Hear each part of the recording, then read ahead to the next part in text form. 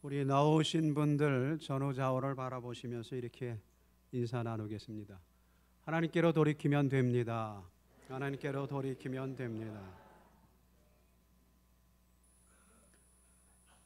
누가복음 15장에 보면 세리를 비롯한 죄인들이 예수님의 말씀을 듣기 위해서 몰려왔습니다. 그러자 그 현장에서 함께 참여하고 있었던 바리새인과 서기관들이 그것을 보고 저분이 하나님께로부터 왔다고 하는데 어떻게 죄인들을 영접하고 함께 먹고 마시는가, 이게 말이 안 된다. 그런 것을 가지고 예수님을 비웃고 또 속으로 수군거리는 것을 예수님께서 아시고 비유를 말씀하세요. 그 비유가 그 유명한 잃은 양 한 마리를 찾아 나선 목자의 비유, 그리고 집안에서 소중하게 간직할 드라크마 하나를 잃어버려서 그것을 찾을 때까지 찾는 여인의 비유, 그리고 또 아버지 생전에 유산을 달라고 해서 정리해 나가서 그것을 다 허랑방탕하게 사용하고 더 이상 빌부터 살 곳이 없어서 다시 죄인으로 아버지께 돌아가서 내가 종으로 살자, 그런 심정으로 돌아오는 아들을 기다리고 맞이하는 아버지의 비유, 이렇게 세 가지 비유가 기록되어 있습니다. 그러니까 이 바리새인하고 서기관들이 수군대니까 너희들이 아니? 너희들이 믿는 하나님이 어떤 분인지 아니? 왜 내가 죄인들을 만나고 그들과 함께 식사하는 줄 아냐 하면서 예수님께서 이 비유를 가지고 사실은 어떻게 보면 그런 그들의 태도에 설명을 하신 겁니다. 하나님은 이 탕자의 비유에 보면 집 나간 아들을 이제나 저제나 기다리는 아버지의 모습으로 나타납니다.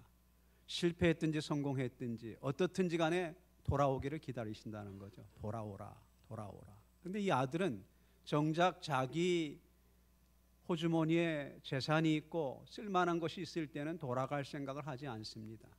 그런데 모든 것이 다 떨어지고 인생 가장 밑바닥에 내려가니까 아버지 집이 그리웠고 생각났고, 그래서 자기 죄를 깨닫고 내가 종으로 돌아가리라. 돌이켜 오는데 그 아버지는 그 아들을 날마다 기다리다가 동구 밖에서 기다리다가 달려가서 그 아들을 끌어안고 아들로 다시 맞아주고 잘 돌아왔다고, 죽었던 내 아들 살아 돌아왔다고 잔치를 베푸는 그런 모습으로 등장합니다. 예수님께서도 일찍이 마태복음 11장에 보면 모든 사람들을 향해서 그렇게 말씀하셨습니다. 수고하고 무거운 짐진 자들아 다 내게로 오라. 초청하셨습니다. 내가 너희를 쉬게 하리라.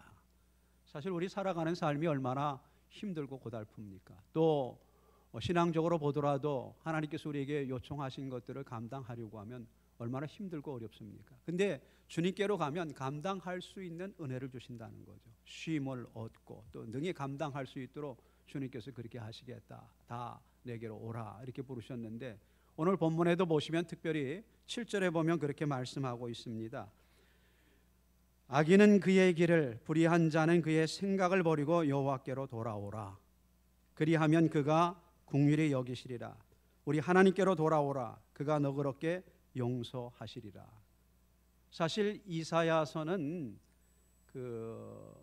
이스라엘이 바벨론에게 멸망당하기 직전에 그 암울했던 시기에 이사야 선지자를 통해서 말씀하신 것들이 기록되어 있는데 66장까지 기록되어 있어요. 그런데 전반부 한 40장까지는 이스라엘 백성들이 하나님의 말씀을 떠나서 형식상으로다가는 하나님 앞에 제사를 드리고 하나님 섬겼지만 실제적으로 말씀을 지켜 살지 못하고 자기 마음에 또 세상 원하는 대로 살아가는 그들을 향해서 심판을 선고하시지만 41장부터 66장까지는 하나님께서 그런 이스라엘을 어떻게 회복시키시고 그들을 쓰실 것인지 회복과 하나님의 축복에 대한 것들을 41장부터 66장까지 말씀하고 있는데, 오늘 55장에는 하나님께서 초청하시는 게 오라는 거예요.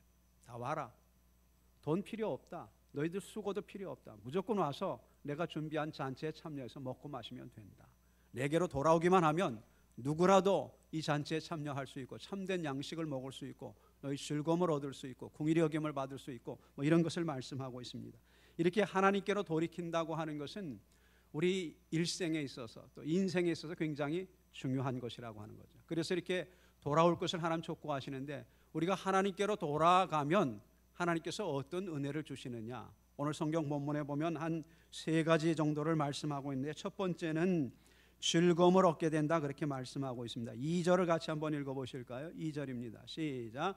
너희가 어찌하여 양식이 아닌 것을 위하여 은을 달아주며 배부르게 하지 못할 것을 위하여 수고하느냐. 내게 듣고 들을지어다. 그리하면 너희가 좋은 것을 먹을 것이며 너희 자신들이 기름진 것으로 즐거움을 얻으리라. 아멘. 이 말씀을 곰곰이 묵상해 보면 이스라엘 백성이 하나님의 말씀을 듣지 아니하면 즐거움을 얻을 수 없다는 겁니다. 내게 나와 들으라. 그러면 너희가 좋은 것을 먹을 것이고 너희 자신들이 기름진 것으로 즐거움을 얻게 된다 그렇게 말씀합니다. 우리가 말씀을 듣지 아니하면서 구원의 확신이 있다고 자부하고 자기 마음대로 행동한다고 하면 오히려 즐거움보다는 공고함이 우리의 삶을 지배하게 될 것입니다.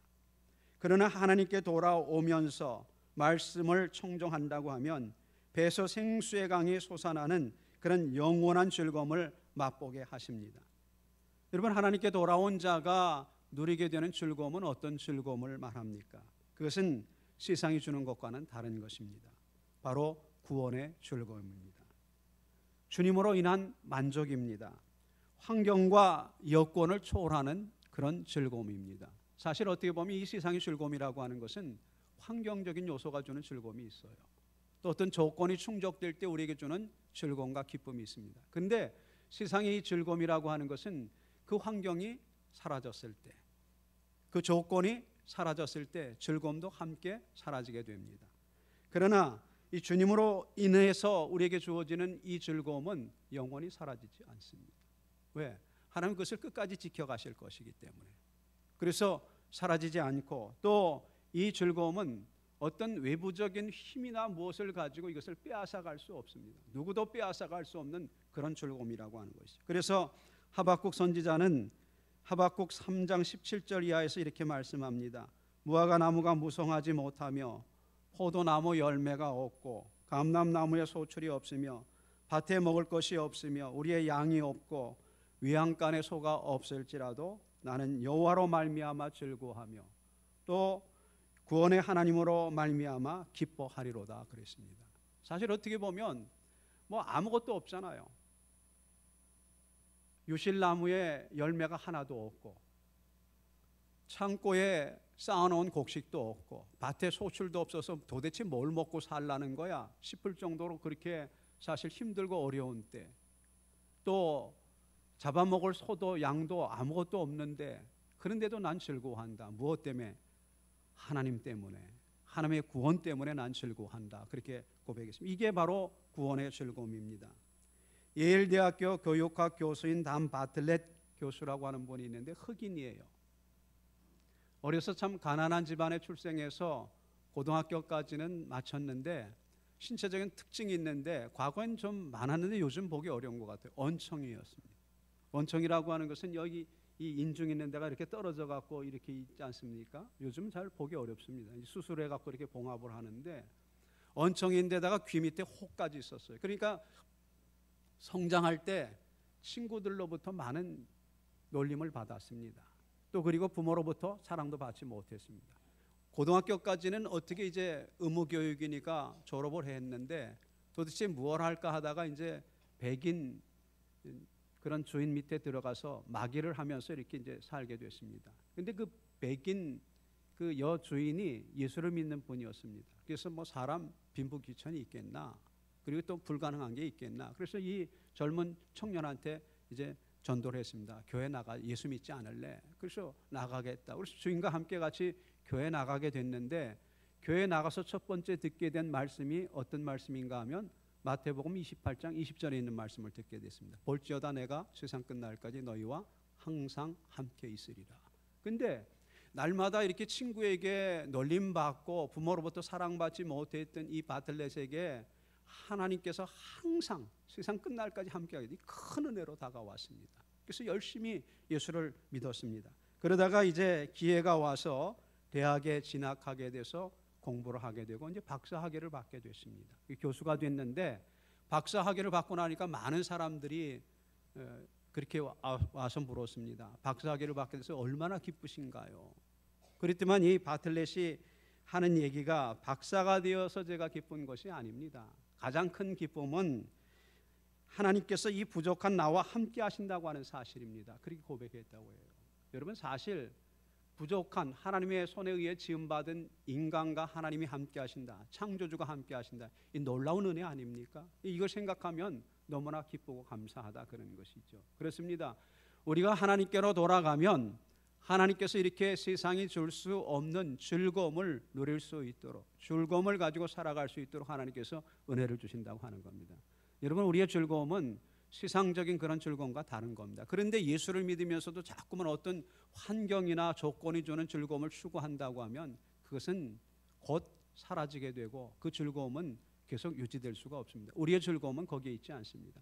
하나님께서 우리를 죄와 사망에서 건지셔서 구원해 주신 여기로부터 영원히 빼앗기지 않는, 사라지지 않는 그런 즐거움을 누리게 된 겁니다. 그래서 이 다윗도 시편 51편에 보면 밧세바와 잘못된 관계를 맺고 나서 하나님 앞에 통해 자복하면서 이렇게 기도했습니다.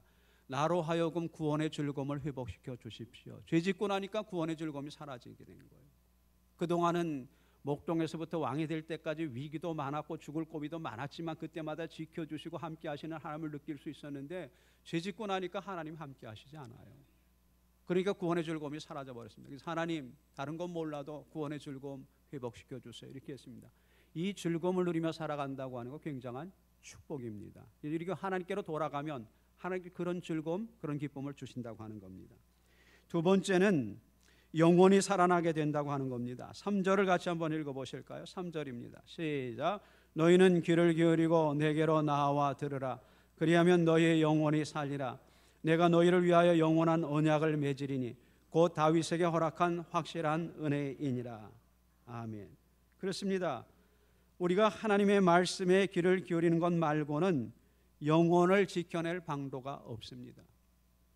여러분, 이렇게 주일마다 예배당에 나오셔서 예배도 드리고 나름대로 이렇게 신앙생활 해나가실 때는 이만큼 믿으면 하나님 보시기에 그냥 아주 흡족한 정도는 아니지만 어느 정도 보통은 따라가고 있지 않을까, 이렇게 생각할지 모르시겠어요. 근데 사실 여러분, 그것도 믿을 바가 못 돼요. 여러분, 환경이 변화돼 갖고 어떻게 갖고 교회 한 몇 달 동안 못 나올 상황에 들어가면 어떤 일들이 벌어지게 되는가 하면 내가 예수 믿는 사람 맞는가? 하나님의 자녀가 맞는가? 믿을 바가 못 됩니다. 의심스러워집니다. 사실은 우리가 하나님의 백성으로서 살아가려고 하면 계속해서 하나님의 말씀에 귀를 기울여야 돼요. 하나님의 말씀을 들어야 됩니다. 그런데 안타깝게도 우리의 귀는 세상의 소음에 적응되어 있고 하나님의 말씀을 가려듣지 못합니다. 늘 사람을 향해서 열려 있고 세상을 향해서 귀가 열려 있습니다. 사정이 그렇다 보니까 영원히 살아나는 일보다는 죽어가는 일에 더 관심을 가지게 됩니다. 하나님께로 돌아오기는커녕 점점 더 하나님께로부터 멀어져 갑니다. 하나님께로부터 멀어져 간다, 그건 이해가 안 된다, 그렇게 생각하시는 분이 혹 계실지 모르겠습니다.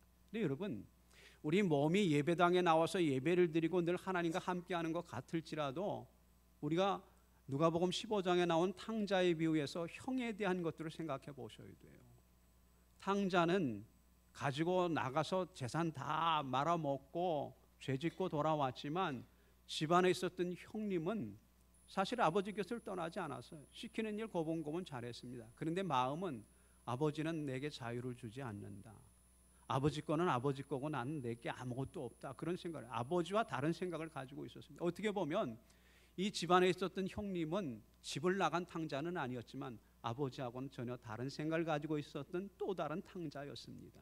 우리가 교회 안을 떠난 일이 없지만은 우리의 마음의 거리가 하나님과 멀다고 하면 우리 또한 하나님께로 돌아가야 할 사람들입니다. 오늘날 교회 안에 신앙생활하기 위해서 출석하면서 열심히 다니고 있지만 마음이 먼 사람들이 많아요. 이스라엘 백성들이 사람의 말을 가지고 하나님을 섬긴 것처럼 모양은 믿는 사람인데 정작 삶 가운데 하나님을 인정하고 그분 주인 삼고 살아가는 그런 모습이 없다. 그런 사람들 하나님께로 돌아와야 됩니다. 그래서 하나님께서 돌아와라 돌아와라 그렇게 말씀합니다. 그래야만 우리가 영원히 살 수 있고 하나님을 떠나 있는 동안에는 형통할 수가 없습니다. 마치 마른 사막을 걷는 것처럼 우리의 삶 가운데 항상 이런저런 크고 작은 일들로 인해서 시달리고 맙니다. 어떤 물질적인 부여로도 또 어떤 세상적인 명예로도 즐겁게 할 수가 없습니다. 영원히 사는 길은 하나님께로 돌아올 때 가능합니다. 여러분, 가룟 유다 예수님의 12제자로 특별한 선택을 받았습니다. 더군다나 가룟 유다는 돈꾀를 맡을 정도로 신임받는 제자였습니다. 그런데 가룟 유다는 정작 제자로서 직무를 수행하는 중에 자기 생각과 예수님의 방향과 달랐습니다. 가룟 유다는 예수님을 팔아 넘길 생각을 합니다. 근데 예수님께서 가룟 유다에게 돌이킬 수 있는 기회를 주셨죠. 마지막 만찬을 드시면서 이 그릇에 나와 함께 손을 넣는 그 사람이 그 일을 할 사람이다. 나를 팔 사람이다. 다른 제자는 잘 몰라도 가룟 유다 본인은 자기를 지칭하는지 알 거 아니겠습니까? 근데 가룟 유다는 회개하지 않았습니다. 결국은 끝까지 가서 예수를 팔아넘기고 잘못됐음을 깨닫고 목매달아 죽는 비참한 치욕을 맞게 됩니다. 왜? 돌이키지 않았기 때문에 그렇습니다. 기회를 줬어요. 예수님께서. 나와 함께 그릇에 넣는 자가 나를 팔 것이다. 그 얘기는 주님께서 팔아라라는 게 아니고 네 마음을 돌이켜라, 돌아와라 라고 예수님께서 사실은 말씀하신 거죠. 그는 돌이키지 않아서 결국은 비참한 치욕을 맞게 됩니다. 그런데 사도행전 16장에 보면 바울과 실라가 이 유럽의 첫 지경인 빌립보 지역에 들어가서 복음을 전하려고 하는데 이 귀신 들려서 점치는 여종이 자꾸만 와서 괴롭히니까 본의 아니게 귀신을 쫓아내니까 그 일 문제가 돼가지고 이제 관가에 끌려가서 매를 맞고 감옥에 갇히게 되죠. 감옥에 갇혀 있는데 이들이 찬송하고 기도하니까 하나님의 능력이 임해갖고 옥문 있는 곳에 흔들리게 되고 옥문이 열리게 되고, 그러니까 이것을 관리하고 있던 관수가 깜짝 놀라갖고 죄인들이 도망갔으면 문책을 당할 텐데, 그래서 그러니 차라리 자살하자. 그래서 자결하려고 할 때 바울이 외쳤죠. 우리 여기 있으니까 자살하지 말아라. 그래서 와서 무릎을 꿇고 내가 어떻게 해야 구원을 받을 수 있겠느냐. 주 예수를 믿으라. 그리하면 너와 네 집이 구원을 얻으리라. 그래서 이 간수뿐만 아니고 간수의 가족까지 구원받는 그런 역사가 있었습니다.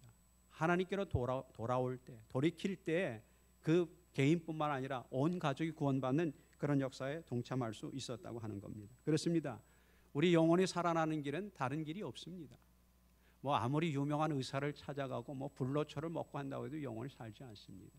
하나님의 말씀을 들을 때, 하나님께로 돌이킬 때 우리 영혼이 살아날 수 있다고 하는 겁니다. 윤상배 장로님이라고 하는 분이 있는데 경북 예천 어려운 농가에서 출생을 한 분입니다. 그런데 이제 이분이 대학을 어렵게 졸업하고 취직을 했는데 섬유회사에 취직을 했어요. 그래서 열심히 이제 이렇게 회사에 다녔는데 어릴 때는 이제 뭐 사실 대한민국 사람들 다 물어보면 교회 한 번 안 가본 사람 있겠어요? 간혹가다 그런 분 있더라고요. 이 교회 어떻게 나오셨냐 제가 물어보면서 혹시 어릴 때는 교회 안 나가보셨어요? 그럼 대부분 어릴 때 교회 나가본 분들이 많아요. 근데 어떤 분들은 아예 안 나가본 분도 있는데 교회 가면 과거에 크리스마스 때 되면 빵 나눠주고 그랬어요. 야, 빵 받아 먹으러 가자. 그래서 친구 따라서 빵도 받아 먹고, 또 크리스마스 때 되면 연말이 됐다고 해서 이제 또 뭐 시상도 하잖아요. 뭐 요절위원니 헌금 잘했니 출석했니 해갖고 뭐 시상도 하니까 학용품도 주죠. 뭐 그런 것도 받을 겸해서 나간데 이분도 어릴 때 친구 따라 갔었거든요. 그래서 이제 이렇게 사장까지 올라갈 정도였으니까 얼마나 열심히 일했겠어요. 그런데 이제 이 1998년도인가요? IMF가 와갖고 회사가 부도가 나서 12억 부도를 맞아갖고 회사가 다 없어져 버렸어요. 모든 걸 잃어버리게 되고 그동안 모아뒀던 돈도 다 쓰게 되고 빈털터리가 됐죠. 그런데다가 근육이 굳어지는 그런 병이 찾아왔어요. 근데 이 병은 치료길이 없는 거예요. 회사도 부도나고 가진 것도 다 없어지고 몸은 근육이 굳어져가는 그런 희귀병에 걸려서 이제 얼마나 살 수 있을까 하는 차제에 무슨 생각이 났는가 하면 과거 어린 시절에 친구 따라서 교회 갔던 그 생각이 난 거예요. 내가 대학을 졸업하고 열심히 살아간다고 직장에 매달려갖고 사장에 오를 때까지 하나님도 떠나서 그렇게 살아왔구나. 그래서 생각해 보니까 내가 참 못됐구나. 하나님 앞에 회개하기 시작해서 하나님, 어릴 때 교회 친구 따라 나갔다가 믿음 생활을 했는데 제가 살아간다고 하는 것 때문에 바쁘다고 하는 핑계를 대고 하나님 떠나 살았습니다. 하나님 용서해 주세요. 그러면서 하나님 앞에 눈물로 회개하고 기도하고 하나님께 돌아오니까 하나님께서 또 그 불치병인 그 근육이 굳어져가는 병을 치료해 주신 거예요. 그게 다시 이제 회복이 된 거죠. 그리고 이제 또 어떤 기회에 다시 자기가 일했던 섬유계통에 또 일을 하게 됐습니다. 회사를 만들어서. 그래서 이제 이 섬유 회사를 만들어 갖고 일하게 됐는데, 이 섬유 회사를 하면서 스윙클이라고 하는 기능성 섬유를 개발했어요. 이게 이제 또 해외에서 이제 요구가 있어 갖고 수출하면서 100억 정도 한 해 매출을 올리는 그런 중소기업으로 성장하게 됐죠. 그래서 이 윤상배 장로님이 간증을 하고 다녀요. 내가 하나님께로 다시 돌아갔더니만 하나님께서 몸도 고쳐주시고 또 사업도 잘 되게 해주시고 내가 큰 축복을 받았다. 그래서 교회 장로님으로 열심히 잘 섬기고 있다고 하는 겁니다. 그렇습니다. 우리가 하나님께로 돌아갈 때에야만 영원히 살 수 있고 영원히 살아야만 모든 문제가 다 해결되게 됩니다. 그리고 그런 삶 가운데 우리 요한 3서에 나와 있는 것처럼 영원히 잘된 같이 범사가 잘 되기를 바란다 하는데, 이 영원히 잘 될 때 범사가 잘 되는 그런 하나님의 복을 누리게 되는 것이죠. 우리가 하나님께로 돌아가야만 우리 영원히 살 수 있습니다. 세상에 어떤 것을 가지고도 우리 영혼을 살릴 수 있는 것은 세상에 없습니다. 하나님께 돌아가서 하나님의 말씀을 듣고 순종할 때 우리 영혼이 살아날 수 있게 되는 겁니다. 세 번째는 우리가 하나님께로 돌이킬 때 긍휼히 여김을 받게 된다고 말씀합니다. 우리 7절을 같이 한번 읽어보도록 하겠습니다. 시작. 악인은 그의 길을, 불의한 자는 그의 생각을 버리고 여호와께로 돌아오라. 그리하면 그가 긍휼히 여기시리라. 우리 하나님께로 돌아오라. 그가 너그럽게 용서하시리라. 여기 보면 우리가 여호와께로 돌아오라, 하나님께로 돌아오라, 그러면 긍휼히 여기시고 너그럽게 용서하신다, 이렇게 말씀하고 있는데, 사실 하나님은 긍휼이 풍성하신 분이세요. 어떻게 보면 사실 우리는 이미 하나님을 떠나서 더러워진 존재입니다. 그러면서도 하나님께서 그런 것을 다 아시고 기대를 가지고 다시 용서하신다고 초청하고 계십니다. 심판하지 않고 우리를 새롭게 하시려고 우리를 애타게 부르고 계신다고 말씀하고 있습니다.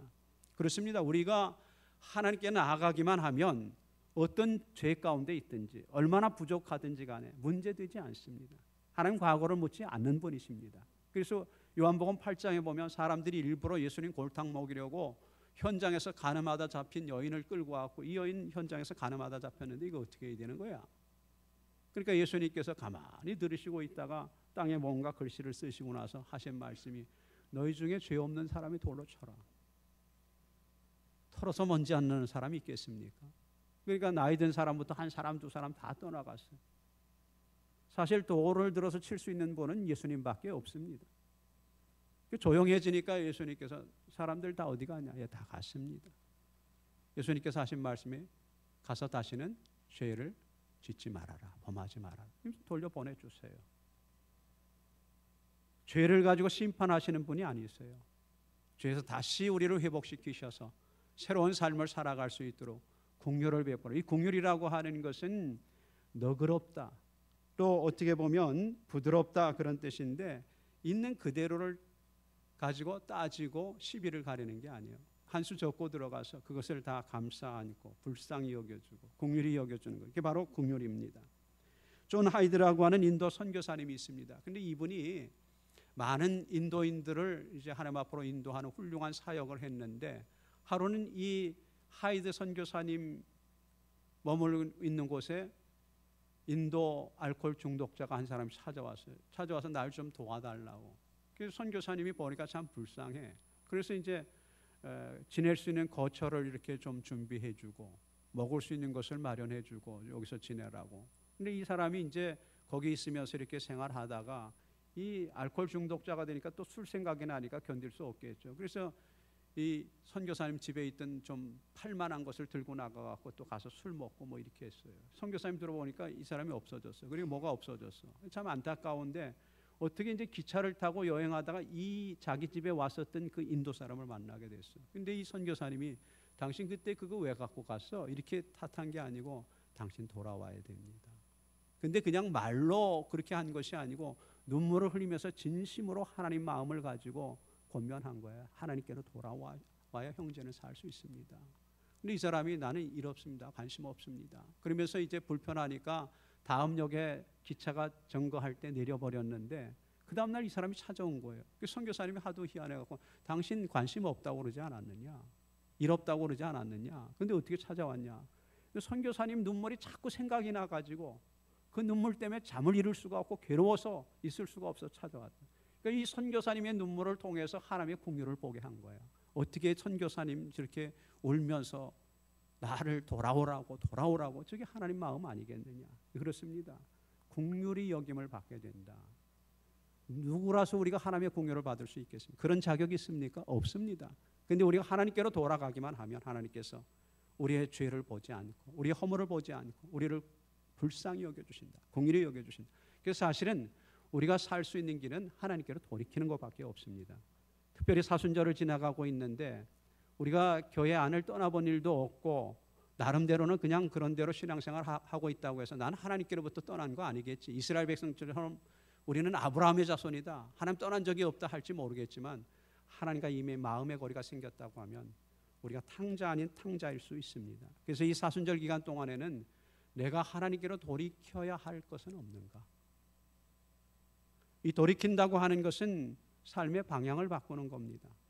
무게 중심을 나 중심에서 하나님 중심으로 바꾸는 겁니다. 그렇게 바꿔야만 우리가 하나님의 다스림을 받고 하나님 기쁘시게 해드릴 수 있는 그런 삶을 살아갈 수 있게 되는 겁니다. 바라기는 이 사순절이 지날 때마다 자신을 성찰하셔서 우리가 하나님께로 돌이킴으로 하나님께서 베푸시는 이런 풍성한 은혜를 힘입어 보셔서 풍성한 삶을 살 뿐만 아니라 이런 삶으로 인해서 이 땅에 살아가는 동안 그 기쁨으로 인해서 세상을 이기고 주님 앞에 영광 돌리는 그런 귀한 삶을 잘 감당하며 살아나가는 저와 여러분 되실 수 있기를 주의 이름으로 축원합니다.